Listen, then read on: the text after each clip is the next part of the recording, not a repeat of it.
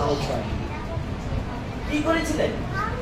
Just একটা ঈশ্বরের বাক্য তিনি বলেছিলেন।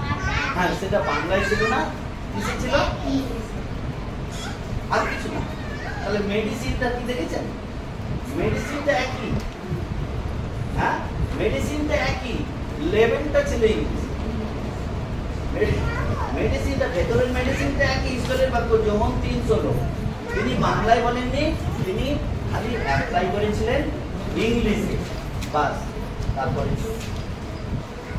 আর উনি যেতেন, গ্রামের লোকেরা কেউ জল দিত না এমন একটা সময়। হ্যাঁ, তারপর ঈশ্বরের লোকেরা তাকে সাহায্য করলেন।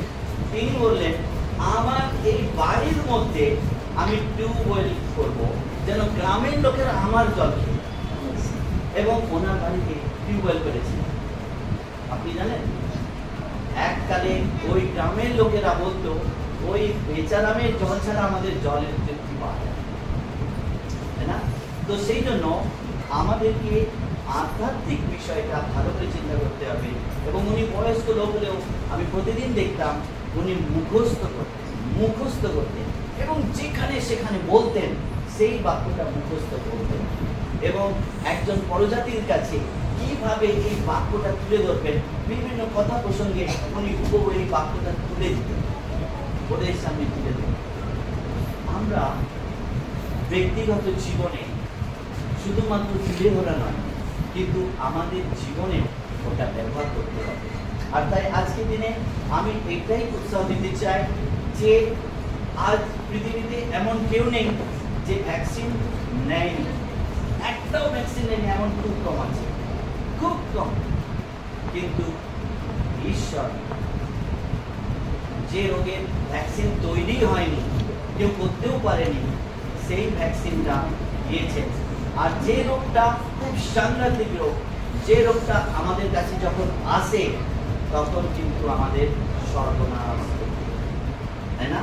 কিন্তু ঈশ্বর আমাদের উদ্ধার করতে চান, আমাদেরকে বাঁচাতে চান, আমাদেরকে পবিত্রভাবে জীবনযাপনের জন্য সুযোগ দিতে চান।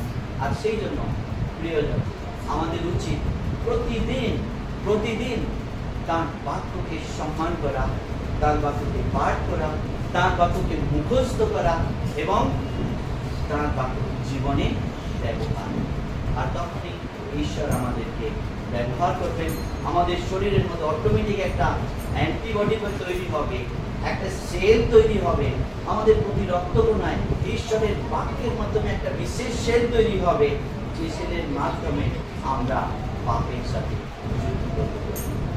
ঈশ্বর আশীর্বাদ করুন আমাদের প্রত্যেকজনকে, যেন আমরা এই যে ভ্যাকসিনটাকে প্রতিনিয়ত নিয়ে আমাদের আধ্যাত্মিক বিষয়ের জন্য চিন্তা করি, আর যেন ঈশ্বরের সত্যি মূল্যবান